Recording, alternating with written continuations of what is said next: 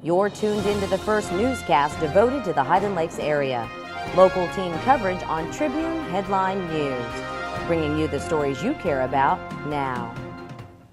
Hi everyone, I'm Connie Swinney. This is Tribune Headline News, where our stories are your stories. We have the latest on a helicopter crash in Spicewood. Also, there's a chance of rain in the forecast, and an update on the Friday night football matchups in town. Let's get started.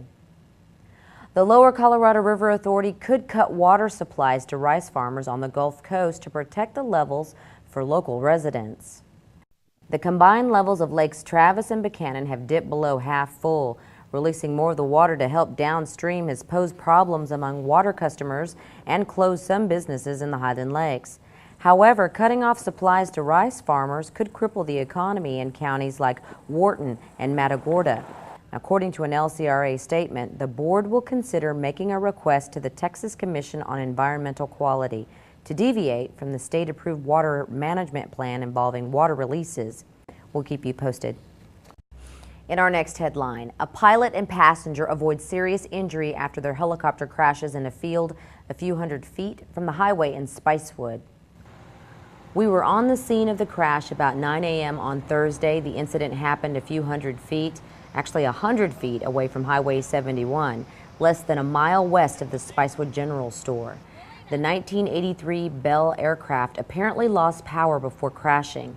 DPS investigators told us the helicopter was about 500 feet off the ground when it lost power. Here's a look at the site from another angle. The pilot and owner, William Doffing, was up and walking around afterwards. His passenger was taken to an area hospital with non-life-threatening injuries. The Federal Aviation Administration is continuing the investigation. Now, could there be rain chances in the forecast? We'll be right back with more. We are established. We are qualified. We are certified. We are knowledgeable. We are dependable. We are Ken's Heating and Air. Our people make the difference. All this searing summer heat is unrelenting. There just might be some relief in the next few days. Here's Daniel Clifton with more. Thanks, Connie. Hey everybody, I'm Daniel Clifton with a look at your weekend weather forecast for the Highland Lakes. We'll see some relief from the triple-digit temperatures and maybe even some rain by the start of your work week. Let's take a look. For Friday, the high will reach into the lower 90s. Expect calm winds today and tonight. Partly sunny skies will turn mostly cloudy overnight with a low around 70. The forecast looks about the same into your weekend. On Saturday and Sunday, the thermometer will hover around the mid-90s with the lows around 70 degrees both nights. Now this is where it might get interesting. By Monday, there's a 10 to 20% chance of showers and even possibly thunderstorms. We'll see how that all unfolds as the days goes by and keep you posted. That's your forecast for the Highland Lakes. Thanks so much for watching. I'm Daniel Clifton.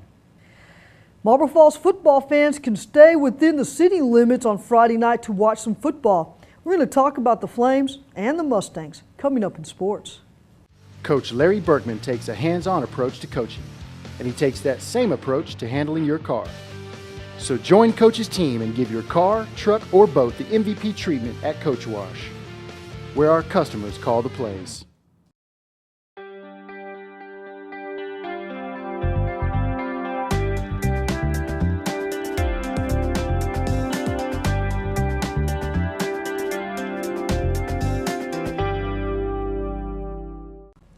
Marble Falls football fans don't have to leave the city in order to enjoy some football, well, unless they want to. But we're going to start with Faith Academy simply because the Flames are entering this week's game against New Braunfels Christian after a loss to Fredericksburg Heritage. And of course, we can also say that the Flames are enjoying this week simply because this is a homecoming game. We did get a chance to talk to head coach Russ Roberts about his Flames. Here are his thoughts. Every coach's curse, homecoming. I don't know a coach in the world that likes homecoming because the focus is somewhere else. It's on pretty girls and festivities and long pep rallies and everything going. And over the years, homecoming has not been very good to me or any other coach. But we've got it, and we want to make the most of it. Everybody's got a job. Our job is to win the ball game. The Flames will be welcoming New Braunfels Christian to Pony Stadium at the Marble Falls Middle School campus, 7:30 Friday night. Now, the Mustangs are also going to be in town. After enjoying 2 straight road games, Marble Falls will be welcoming in Bernie Champion, the team that eliminated the Mustangs from the playoffs last year. And then, of course, they also beat them during the regular season in week 4. Now, remember, Marble had suffered the hangover loss from Burnett the week before. They were playing in a short week. They were playing on a Thursday night, and then they had to play at 7 o'clock. While those things were part of the reasons why Marble didn't get it done in week 4, head coach Cord Warner said, don't expect to see those same things this time around. There were a lot of cards stacked against us last year, but we didn't respond like we needed to, and that's my fault. You know, we have to be able to do that in any situation because situations are going to come up.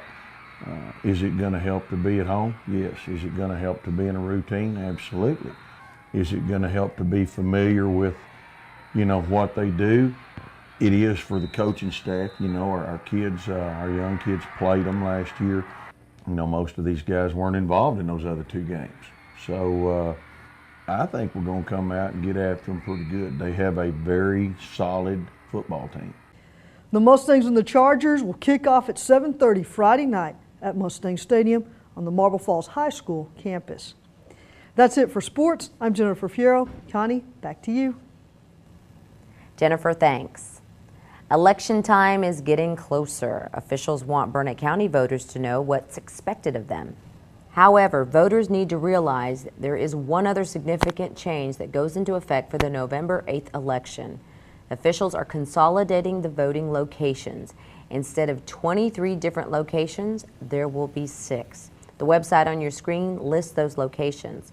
Burnett County voters will be deciding the fate of 2 emergency services taxing districts, one in Granite Shoals and another around Marble Falls, Kingsland Incorporation, and state constitutional amendments. Sample ballots are expected to post on September 23rd. The deadline to register to vote is October 11th.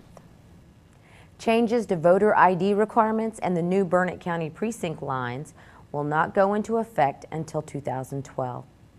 That was Tribune Headline News. Thanks for watching. I'm Connie Swinney.